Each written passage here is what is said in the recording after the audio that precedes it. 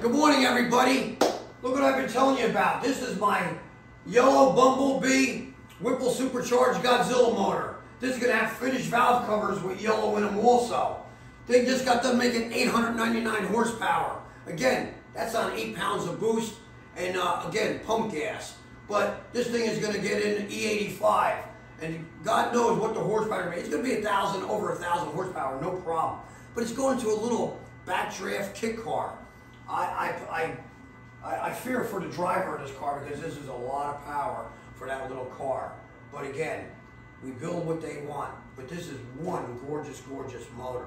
If there's anything we can help with, hey, don't be afraid to give us a call. We'll be happy to put it together. But you're talking, this thing is well over 1,000 horsepower with E85 on it. Hey, peace. God bless. All right, Robert, I got your 7.3 Godzilla Whipple Supercharger on the dyno. It's going to go into that 24 backdraft. We're going to fire it up and give you a run demo.